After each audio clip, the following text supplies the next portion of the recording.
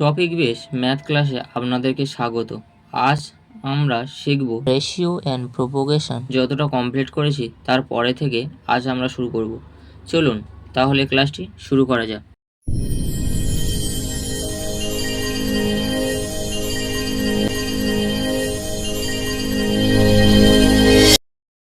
প্রশ্নে কি বলা হয়েছে?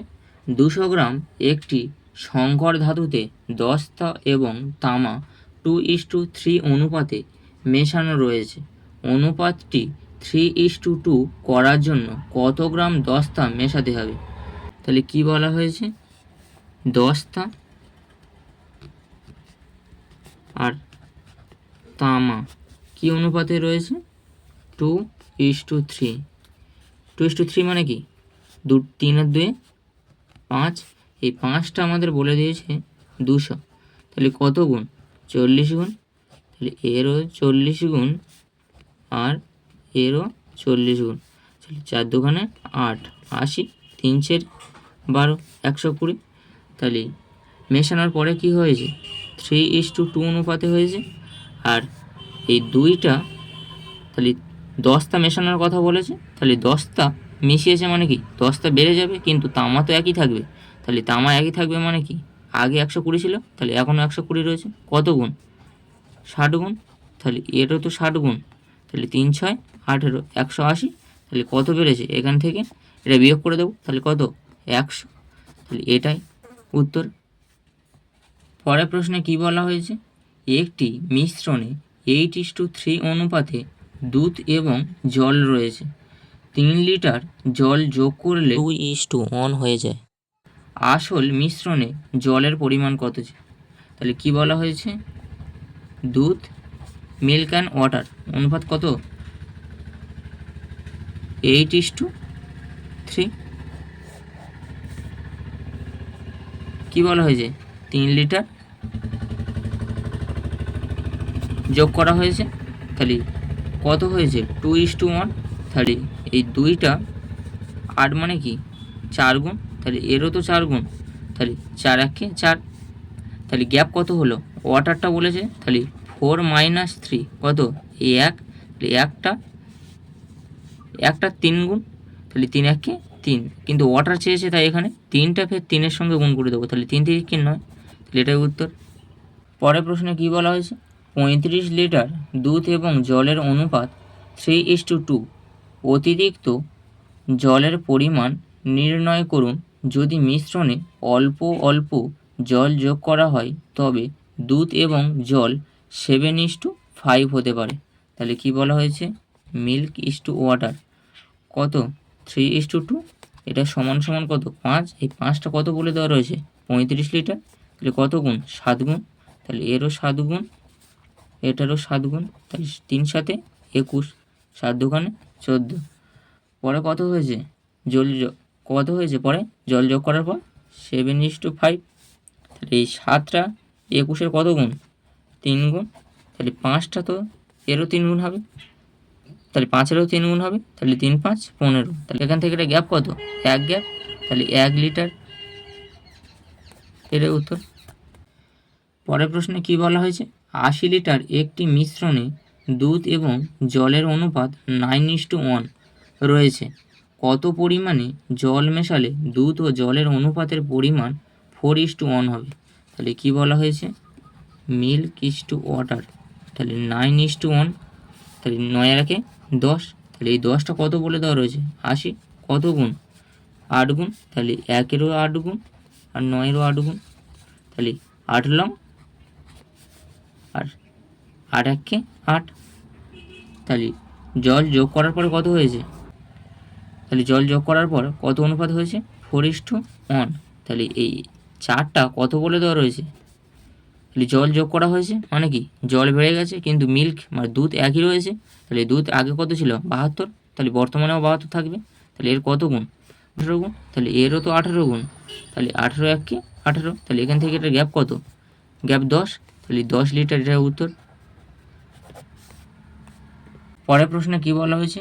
দুটি সমান গ্লাসে যথাক্রমে 1/3 এবং 1/4 দুধে ভরা, তারপরে সেগুলো জলে ভরা হলো এবং বিষয়বস্তু একটি বড় পাত্রে মিশ্রিত করা হয়। বড় পাত্রে দুধ ও জলের অনুপাত কত? তাহলে কি বলা হয়েছে? দুটো ছোট পাত্র রয়েছে, সেই ছোট পাত্রে দুধ এবং জল রয়েছে, সেই দুটো কি অনুপাতে মিশ্রিত করলে এই বড় পাত্রটিতে থাকবে, সেটা আমাদের জানতে চেয়েছে। তাহলে কি প্রথমটা কি রয়েছে? 1/3 যুক্ত 1/4 প্রথম পাত্র। আর একটা পাত্রে কি রয়েছে, কি হবে? তাহলে এখান থেকে 1 বিয়োগ করে বসাবো, মানে 1 বিয়োগ মানে কি 1 মাইনাস 1/3, মানে কত হবে? 3 1 3, 3 থেকে 1 বিয়োগ করলে কত হয়? 2/3। তাহলে 2/3 প্লাস আর একটা কী হবে? তাহলে 1 মাইনাস 1/4 অংশ থাকবে। তাহলে 4 1 4, 4 থেকে 1 বিয়োগ করলে কত হয়? 3। তাহলে 3/4। তাহলে এই দুটো যোগ করলে কত হয়? তাহলে নিচে দুটো কি লসাগু হয়ে যাবে, 3 4 12, আর ওপরে দুটো কি যোগ হয়ে যাবে, তাহলে 7, ওপরে 7 হবে। তাহলে ইস টু, মাঝখানে ইস টু, তাহলে এই দুটো যোগ করলে, এই দুটো লসাগু নিচে দুটো লসাগু করলে কত হয়? 12 হয়, আর ওপরে গুলো লসাগু করলে কত হয়? 17। তাহলে 12 কেটে যাবে, তাহলে অনুপাতটি কী হবে? 7:17। এইটা বড় পাত্রের অনুপাত হবে, দুধ এবং জলের অনুপাত। পরের প্রশ্নটি ভীষণ ইম্পর্ট্যান্ট প্রশ্ন, বিভিন্ন পরীক্ষাতে একই প্রশ্ন ঘুরিয়ে ফিরে আসে। প্রশ্নটা আমরা শিখে নেব। কি বলা হয়েছে? একটি বাক্সে 1 টাকা 50 পয়সা এবং 25 পয়সা রয়েছে। মোট কয়েনের পরিমাণ 378। যদি তাদের পরিমাণের অনুপাত 13:11:7 হয়, তাহলে 50 পয়সার পরিমাণ কত? তাহলে কি বলা হয়েছে? 1 পয়সা, 50 পয়সা, 1 টাকা, 1 টাকা 50 পয়সা আর 25 পয়সা রয়েছে। তাহলে কি বলা হয়েছে? তাদের কি বলা হয়েছে এখানে? পরিমাণের মানে কি? পরিমাণের অনুপাত বলেছে, মানে কি ভ্যালু অফ রেশিও। এটা কত বলা হয়েছে? 13:11:7। আর নাম্বার অফ রেশিও, তাহলে 13টা 1 টাকা মানে কি 13 টাকা, আর দুটো করে 50 পয়সা দিলে তারপর তো আমাদের 1 টাকা হয়। তাহলে এর সঙ্গে 2 গুণ করে দেবো, তাহলে 11 দুগুণে 22, আর 4টে করে 25 পয়সা দিলে তারপর তো আমাদের 1 টাকা হয়। তাহলে এটার সঙ্গে 4 গুণ করে দেবো, 4 7 28। তাহলে টোটাল আমাদের যোগফল কত হলো? 63। এই 63টা 378-এর কত গুণ? 6 গুণ। তাহলে আমাদের কী চেয়েছে? 50 পয়সা। তাহলে এরও 6 গুণ করে দেবো, তাহলে এর 6 গুণ মানে কি 132। এটাই উত্তর। পরের প্রশ্ন কি বলা হয়েছে? একটি ব্যাগে কিছু পরিমাণ 1 টাকা 50 পয়সা এবং 10 পয়সা রয়েছে। তাদের মোট পরিমাণ 60 টাকা হলে এবং তাদের সংখ্যার অনুপাত 3:4:10 হলে তাদের অর্থের পরিমাণ কত বা কত টাকা রয়েছে? তাহলে কি বলা হয়েছে? 1 টাকা 50 পয়সা আর 10 পয়সা রয়েছে। তাহলে এখানে কি বলা হয়েছে? Number of ratio. Number of ratio মানে কি? মানে এখানে সংখ্যা অনুপাত বলে দেওয়া রয়েছে কত? 3:4:10। তাহলে আমাদের ভ্যালু অফ রেশিও বার করে নেব। তাহলে ভ্যালু অফ রেশিও বার করতে গেলে কি, মানে 3টে 1 টাকা মানে কি 3 টাকা হবে, আর 50 পয়সা দুটো করে দিলে তারপর তো আমাদের 1 টাকা হবে। কি দুটো 50 পয়সা দিলে তারপর আমাদের 1 টাকা হবে, তাহলে 2। তাহলে 10টা 10 পয়সা দিলে তারপর তো আমাদের 1 টাকা হবে, তাহলে 10টা 10 পয়সা দিলে তারপর তো আমাদের 1 টাকা হবে, তাই 1। তাহলে মোট কত হলো? 6 টাকা। তাহলে এই 6টা কত বলে দেওয়া রয়েছে? 60। তাহলে এখানে কত গুণ? 10 গুণ। তাহলে আমাদের কি সবসময় নাম্বার অফ রেশিওর সঙ্গে আমাদের এটা গুণ হবে। তাহলে এটার সঙ্গে 10 গুণ, এটার সঙ্গে 10 গুণ, আর এটার সঙ্গে 10 গুণ করব। তাহলে এটা 10, তাহলে 3 10 30, 4 10 40, আর 10 10 100। তাহলে কী অনুপাত হলো? 30, 40 আর 100। এটাই উত্তর। পরের প্রশ্নে কি বলা হয়েছে? একটি ক্লাসে ছেলের তুলনায় মেয়েদের সংখ্যা 20% বেশি। ক্লাসে মোট 66 জন। যদি আরও 4 জন মেয়ে ক্লাসে ভর্তি হয়, তাহলে ছেলের সংখ্যার সাথে মেয়েদের অনুপাত কত? তাহলে কী বলা হয়েছে? তাহলে বয় আর গার্লস, তাহলে ছেলেরা যদি 100 হয় তাহলে মেয়েরা তো 100 20 হবে, কারণ কি 20% বেশি বলেছে। তাহলে কাটাকুটি করে দেবো, 2 5 10 আর 2 6 12, মোট কত হলো 11। তাহলে এই 11টা কত বলে দেওয়া রয়েছে 66, কত গুণ 6 গুণ, তাহলে এর 6 গুণ, এরও তো 6 গুণ, তাহলে 5 ছক 30, 6 ছক 36, আরও 4 জন মেয়ে এসছে বলেছে, তাহলে এখানে 4 যোগ হয়ে যাবে। তাহলে কি হবে 30, এটা 30 থাকবে কারণ বয় 30 থাকবে, আর 4 জন মেয়ে এসছে তাই এটা কি হয়ে যাবে, তাহলে 36 আর 4 যোগ করে দেবো, মোট 40। তাহলে অনুপাত কি হয়ে গেল 3:4, এটাই উত্তর।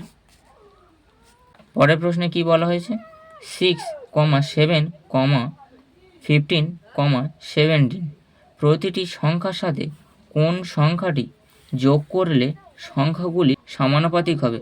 তাহলে অপশান এতে কী রয়েছে 6 রয়েছে, অপশান বিতে 4 রয়েছে, অপশান বিতে কী রয়েছে 4 রয়েছে, অপশান সিতে 5 রয়েছে, আর অপশান ডি 3 রয়েছে।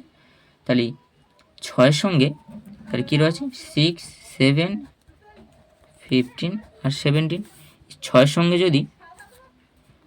সঙ্গে যদি 3 যোগ করলে কত হয়, 6 আর 3 9 হয়। 3-এর সঙ্গে 7-এর সঙ্গে যদি 3 যোগ করলে কত হয় 10 হয়। আর 15-র সঙ্গে 3 যোগ করলে কত হয় 18 হয়। আর 17-এর সঙ্গে 3 যোগ করলে কত হয় 20 হয়। তাহলে এটার সঙ্গে এটা 2 গুণ, তাহলে 10-এর সঙ্গে 20 কত গুণ 2 গুণ, তাহলে আমাদের এটা সমানুপাতিক হলো। তাহলে আমাদের উত্তর কী হয়ে যাবে, অপশান ডি 3। পরের প্রশ্ন কি বলা হয়েছে, দুটি রেলওয়ে স্টেশনের মধ্যে প্রথম ও দ্বিতীয় শ্রেণীর ভাড়ার অনুপাত 4:1 এবং প্রথম ও দ্বিতীয় শ্রেণীর যাত্রীদের সংখ্যা 1:40। যদি একদিনে মোট ভাড়া হিসাবে 1100 টাকা সংগ্রহ করা হয়, প্রথম শ্রেণীর যাত্রীদের কাছ থেকে সংগৃহীত পরিমাণ কত। তাহলে প্রথম শ্রেণী আর দ্বিতীয় শ্রেণী মানে এ আর বি ধরে নিলাম। তাহলে কী বলা হয়েছে 4:1, তারপর পরে কত রয়েছে 1:40। তাহলে এটার সঙ্গে এটা গুণ করে দেবো আর এটার সঙ্গে এটা গুণ করে দেবো। তাহলে 4 1 4, 4 10 40, কাটাকুটি যায়। তাহলে 4 1 4 আর 4 10 40, মোট কত হলো, মোট 11 হলো। এই 11টা আমাদের কত বলে দেওয়া রয়েছে 1100। তাহলে এর কত গুণ 100 গুণ। তাহলে আমাদের প্রথম চেয়েছে প্রথম শ্রেণী, তাহলে প্রথমটার ও 100 গুণ করে দেবো। তাহলে এটার 100 গুণ করলে মানে কত হলো 100 1 100, এটাই উত্তর।